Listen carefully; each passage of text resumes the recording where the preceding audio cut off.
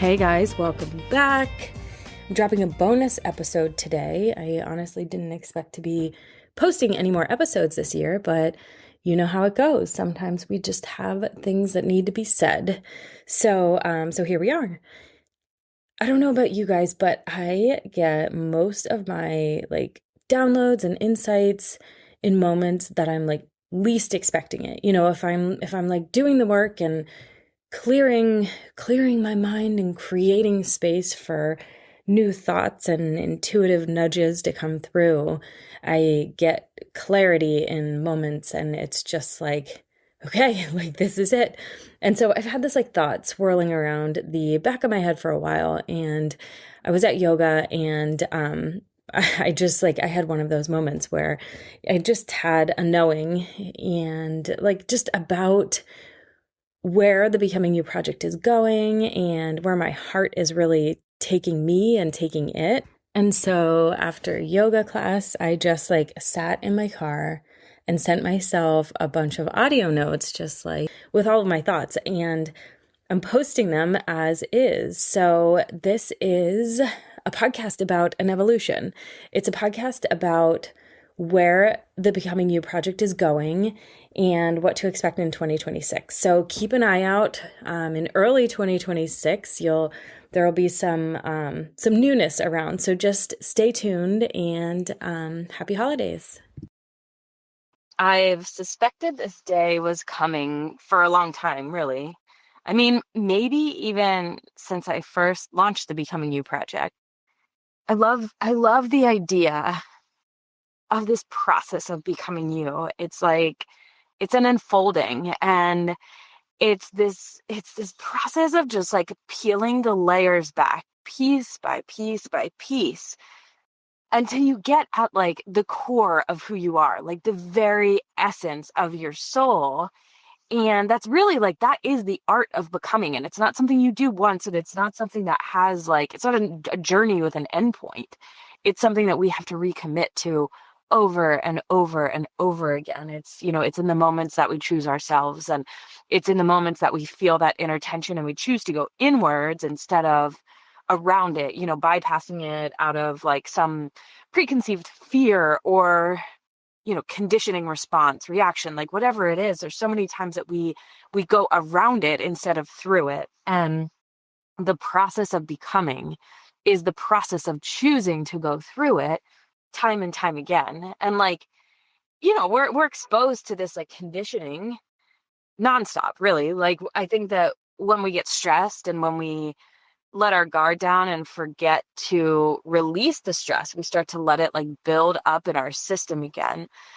We're more susceptible at that time to layering back on the conditioning, starting to decrease our self-awareness, decrease our awareness of what's going on around us. We lose our depth at that time. We lose our empathy and our compassion, and we let situations and experiences and things going on around us, we let them go. We turn in the other direction because we're we're living by stress.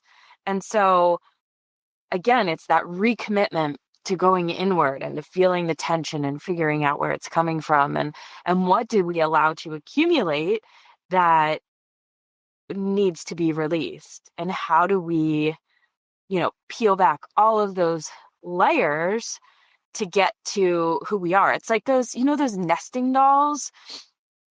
I think that the art of becoming is a lot like the nesting dolls, where I like the nesting dolls, but also imagine that the outermost nesting doll is black and white, and as you open up the nesting dolls to get smaller and smaller and smaller, each nesting doll becomes a little bit more colorful, if that makes sense. So the first one's black and white, and then we move to gray, and then there starts to be shades of blues and greens, and then we add more subtle color, and eventually the tiniest little nesting doll is in technicolor. It's bold and it's bright and it's so unique and it's so you.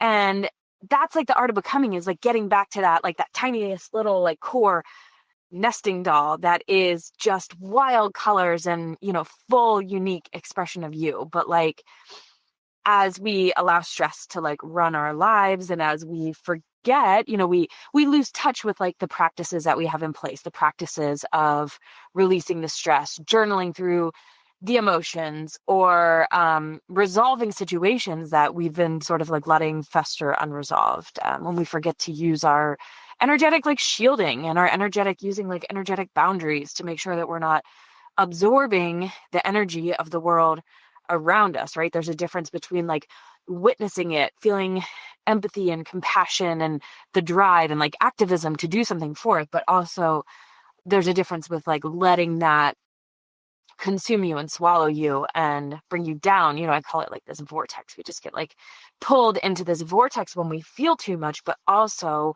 when we don't like hold our energetic boundaries strong enough, because you can feel it. You can want to make change without being consumed by it, and I think that's true for so many different aspects of our lives. But anyway, so that's how I see the art of becoming. That's how I see the Becoming You project. But it's really just sort of like this esoteric concept it can be really hard to grasp. And I think it can be overdone. I think that there's a lot of like harm in the industry done by people who aren't healed, like unhealed people trying to heal others.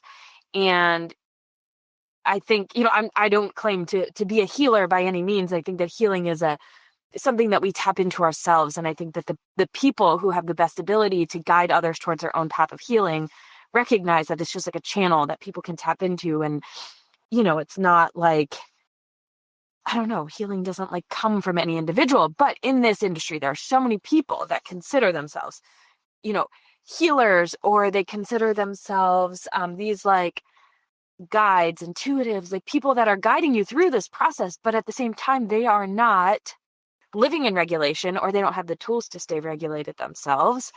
They have not done all of the inner work themselves. And there's this whole other layer of like toxic positivity, where we sort of slap this like sticker on it that says good vibes only. And I think that's actually really damaging. Actually, I had two instances like that come up recently. One was it was literally a sticker on a water bottle at the gym, and it said good vibes only. And it brought up this like situation that I had observed the other day I think I was at the grocery store checkout. And in the moment, that situation, I was like, ooh, but the sticker is what made me sort of like revisit it in my mind. So we're checking out, and there's like this teenager, and he's the cashier, and there's a woman who's probably like 40 something, and she's checking out. It's it's a busy season, right, of life for all of us. And she answers. He says, how's your day? And she says, it's okay. And he says, just okay? It has to be good. And I was like, oh, I was like cringing. I'm like, oh, why does that feel so like icky? And what I realized is that it's not him, right? Like, it's what he's learning. He's just a kid. He doesn't know any different. And yeah, at some point we all have to start taking responsibility for the things that we are learning ourselves and absorbing. But he's so young, and he's growing up in a world where there is so much conditioning that tells us that we have to bypass our own needs for the comfort of someone else. So like being honest is something that we need to sacrifice in order to like help somebody else feel better about themselves, so we're like creating this environment otherwise that holds space for like negativity, I guess, is sort of the thought. But like, I don't know, the sooner that we realize that it's okay, like that all of our realities can be different, and it's better to just witness someone as they are than to ask them to bypass themselves, in order to make us more comfortable, so that we don't have to sit in this like awkward space of, this person's day is not good. Like, I don't know. It's that it just ties into that whole like, hustle culture, toxic productivity. Like we just go, go, go. We put we slap a smile on it. We tell everyone we're great. We're still just moving. We're busy, but we're fine and everything is good. But really, like below the surface, we're frozen. We are numb. We are bypassing our own self-trust and our needs and our knowings, and we are people pleasing, and we're conforming. We are all conforming into being the same, because if we can all just make sure that we toe the line, we're just like towing that line between like, I don't want to offend anyone, and if I express myself genuinely, they might not disagree with me, and then they're going to hate me, because then we're just, we're not going to be friends anymore, and it's going to this and that, right? Because we do not know how to hold space for other people's like truths to be like their truth, right? Like if it doesn't match our reality, how can it possibly be true? Anyway, okay, so a bit of a tangent there, but I'm making a couple of points here. So the Becoming You project is deeply meaningful to me, but at the same time, I think that it's easy to confuse it with other messaging that happens in the industry, where we do sort of like, we bypass the depth needed to do the real work. And so I'm really excited about where we're going in 2026. So I've had the opportunity over the last few weeks to have these really amazing conversations with people who are doing really deep work. They are pouring themselves into the work that they're sharing with the world, and they're doing it on their terms. They're doing it in a way that's like, this is what works for my energy, but also this is the deep healing that I've done. This is the work of my life. This is something that like has changed my life, and I'm genuinely, vulnerably passing that healing forward. And so many of these conversations have come down to two concepts: conditioning and consciousness. And I think that I've been towing this line where I'm like, I light up when I talk about conditioning, because I think that it's something more of us need to be aware of. It's something that when you spot the conditioning, you never see the world the same again, but you also break free from these like invisible chains that have been holding you back for so long.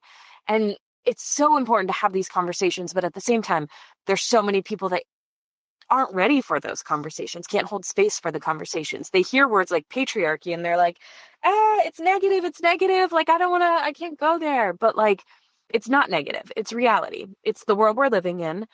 Patriarchy doesn't mean we have to be angry at men. It doesn't mean men versus women. It's spotting the systems that tell us that you're a boy and you're a girl, and it's not a spectrum. Gender is a spectrum, right? It is like, we'll talk about that more another day. But anyway, the rules that tell us that we have to be this or that. And if we are this, then this is the map we have to follow. Like if you're a man, you may not show any emotion. And if you're a woman and you show emotion, you are hysterical. You're overdoing it.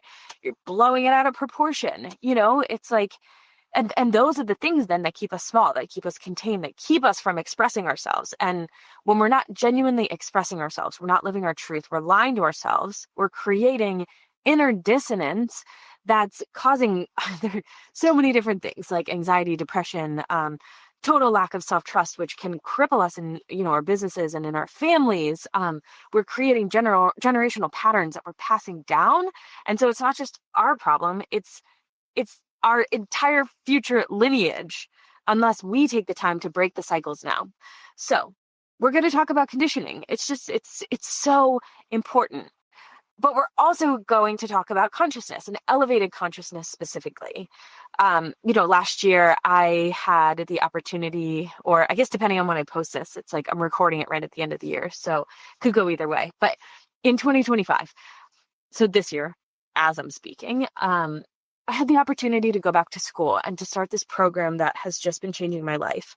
And It's a transpersonal psychology program. So basically where spirit meets psychology, and my focus is in consciousness.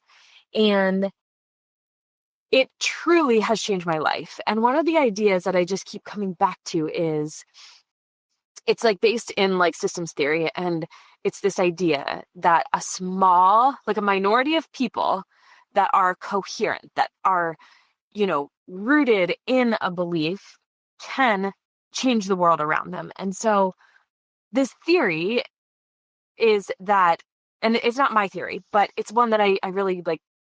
It just like sits with me deeply. But it is that if 1% of people can elevate their consciousness, 1% start to live in that higher frequency, 1% of people start to heal themselves, start to do the deep work, and then allow that ripple effect to like shift the world around them, just 1%, it elevates the entire baseline of humanity, really, like of our culture. And if we can just keep doing that increment by increment, like little by little, the world starts to change.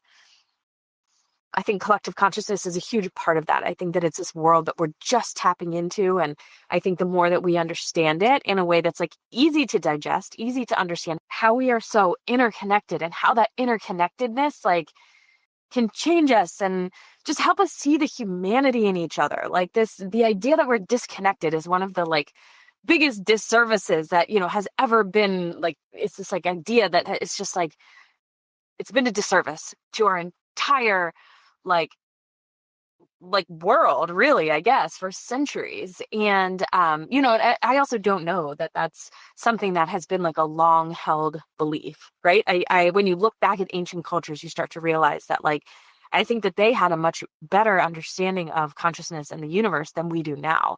So like, how did we get from there to here? And specifically, like, how did we get to this place that we are just so fucked? Like, we are just frozen and numb, and the world is cruel. And there's these things happening in the world, and you're like, surely this is the point that things are going to change. Surely this is rock bottom. And then rock bottom keeps just getting like lower and lower and lower. And so what do we do to get out of it? Like, I don't claim to have the answer, but the work that we'll do here, through that work, I will offer an option, which is focused on this idea of self-healing, elevating consciousness, and the impact that that has when we individually do our work, the impact that it has in the world around us.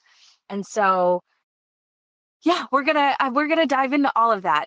Okay, and so I see it as this like 5-part process, and each of the episodes will tie back in some way to one of these parts. So, nervous system regulation, you cannot shift, you can't transform, you can't bring your visions to life if you're living in a place of dysregulation. When stress is running your body, when stress is ruling your life, you can't like see long-term change.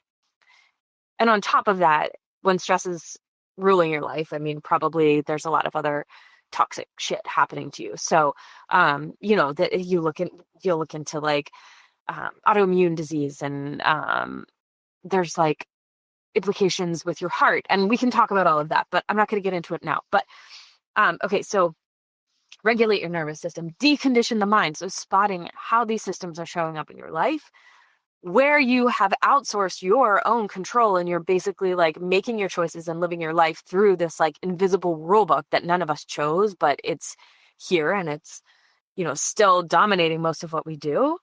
Reconnecting with intuition. Intuition is our body's guidance system. It's how we can source our own knowing. We make easier decisions, better decisions when we're connected with our intuition. But intuition is also the gateway to collective consciousness. So strengthen that, that intuitive connection, self-discovery. Like, the more we can learn about ourselves, the more, the personality tests are all here for a reason. Natal chart astrology, human design, like all of those things offer a map inward. And the more you know about yourself, the more you can make these aligned choices. And then the last one is embodiment and integration. And I see this really as like it's like creating balance, where you're releasing the stuff that's stuck. So you're releasing stuck emotion and stress and resolving those situations and holding those energetic boundaries. But then you're also creating space for what's new to come in. So, through meditation, mindfulness, just still moments where when you have that reconnection with intuition and when you know the things that you're really starting to like ponder, you have those aha moments, those downloads, those intuitive hits where you're like, this is right, this is wrong. And you really can follow that like breadcrumb path to like purpose and self-healing and shifting, the world around you, tapping into collective consciousness. And so through it, like it is all connected. It's all connected. So while we'll talk about nervous system regulation being foundational so that you can, work in this space of like tapping into elevated consciousness, we'll also talk about like psychic experiences, precognition, and how like mediumship, and how each of us has an intuitive gift, how we can build those gifts out. All of it is so connected. And so that's what we're going to focus on. That is where we're going in 2026. So the Becoming You project has been very, very near and dear to my heart for the last 6 months. And I'm really, really excited to see where we go in 2026.